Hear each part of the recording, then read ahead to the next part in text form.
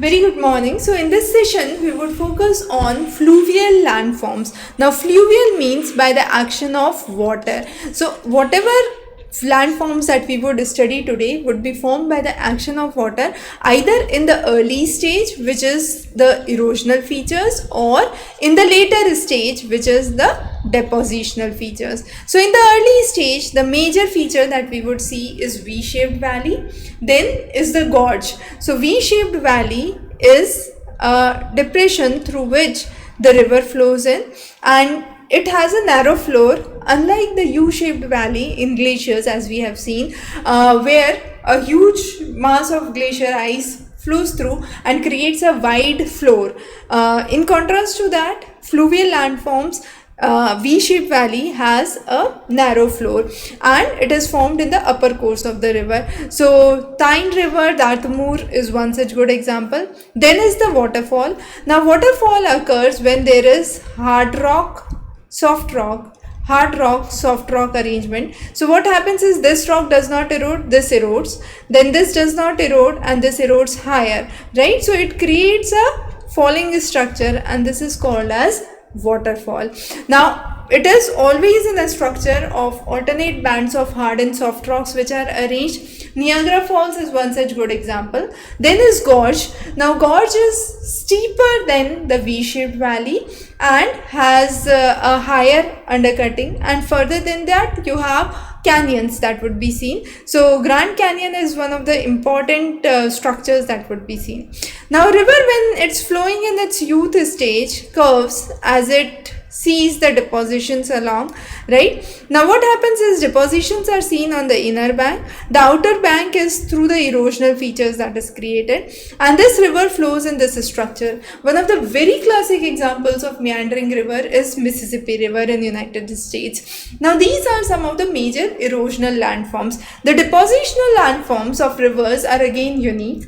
Floodplain, one of the major areas where when the river flows by, you have the flood area which is seen. Now this could be either because it is a level, it is on a level which is subject to flooding, or it is because of the deposits of the floods that have been brought in, and this is called as floodplain. Nile River floodplain in Egypt is one such good example. Now levees are nothing but they are raised bank along the river. So this is the river and this is the raised bank which is created. Now these are composed of harder material, coarse material, and they are formed naturally when the river floods and deposits the material along. And this is a very good example there where we can see is the Yellow River in China.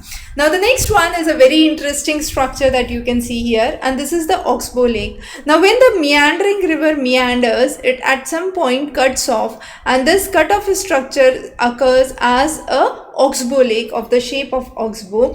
Now important to note, one very interesting example is Crater Lake in Iowa. Now Crater Lake, Iowa is a city. It should not be confused with Crater Lake in Oregon, United States. Crater Lake in Oregon, United States is a volcanic crater. Crater Lake City in Iowa is a unique city which is located west of Missouri River, which actually meandered. So what happened in 1877, there was a major flood that happened in the Missouri River which changed the path of the Missouri River, and as a result this Oxbow Lake, beautiful lake, was created, and the city was called as the Crater Lake City. The next one is delta formations. Now delta formations are numerous. It could be a bird foot delta shape, it could be a fan shaped delta. We have covered all those extensively in our lecture series, so you can refer that. But yes, Ganga Brahmaputra delta is one such very important delta which is present in the region of India and Bangladesh, and Sundarbans is one of the major areas where you see mangrove cultivation, which is part of this Ganga Brahmaputra delta. So in this session we have focused on the fluvial landforms. The major ones of those, of course, among the depositional and the erosional landforms. We have covered all these landforms comprehensively with numerous landform features that could be formed by the major agents of weathering in our lecture series. So watch that. Thanks for joining in. Have a great day.